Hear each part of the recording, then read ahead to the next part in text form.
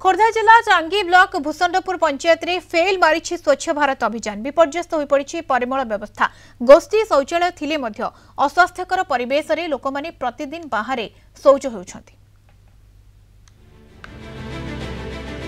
तैयारी होइछे गोष्ठी शौचालय खोर्धा जिला टांगी ब्लॉक भूषंडपुर पंचायत रे पुरुष और महिला अलग अलग तैयारी होइछे शौचालय 2021-22 आर्थिक वर्ष में 20 लाख टंका व्यय यह तैयारी करा जाइछि। मात्र यह लोकक कामरे आसुनी। एही शौचालयर ताला खोलुनी। निर्माण हेबा दिन ठारू केबे खोला होइनी। बाध्य होई लोकमाने पूर्वपरी शौच हेबाकू बाहर को जाउछंती। एठारे फेल मारिछि स्वच्छ भारत अभियान। तुरंत उभय गोष्ठी शौचालय कार्यक्षम पई दाबी करिसंती ग्रामवासी। हम तो गरीब लोक ना, आम मूल्य खिया लोक, आम मूल्य लगे खाइबू ना आम निजे निजे करूँ किए करें। आम लोक संख्या अधिक राज्य राज्य लोक संख्या अधिक जगह संकुच कौन कर शौचालय तो झाड़ा बसिया असुविधा है कौन कर आम स्त्री लोक बाहर को सब गलु झाड़ा बसिया पानी भी झाड़ा उपर झाड़ा बसुंट दिह मुंड इन्फेक्शन हो जाऊँगी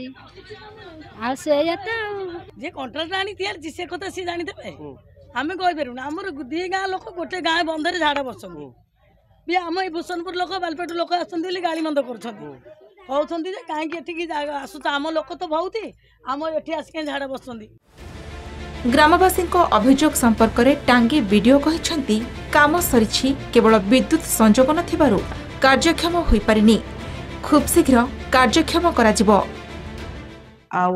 जो भूषणपुर जो अच्छी से जीपी रे भी पैसा रखा जाए for repair and maintenance of आमर ये सैनिटरी कॉम्प्लेक्स गुड़ाक तो से आमर जो पैसा अच्छे से आम तार जी अच्छे एज पर डेटा है कि तार इलेक्ट्रिफिकेशन है आउ तार रनिंग वाटर असुविधा अच्छी तो यही टाइम रे आम से ठीक करूँ बोलिकी भाविचु। सरकार विगत दिन में शौचालय विभिन्न प्रकार व्यवस्था करथिले एवं सेथिरे मध्य अर्थ मंजूर मध्य होइतिला 10-20 लाख पुरुष और महिला समस्त प्रकार शौचालय व्यवस्था आ सेथिरे मध्य काम संपूर्ण होइछि किंतु बाहर पटु चाबी पड़िथिले मध्य भितर काम कौन होइछि ए पर्यंत का पाखरे भी खबर नाही।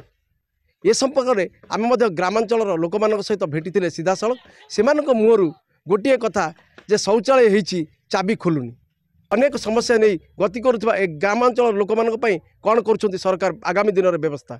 खोर्धा जिला टांगी मनोज कुमार नायडू कलिंग टीवी।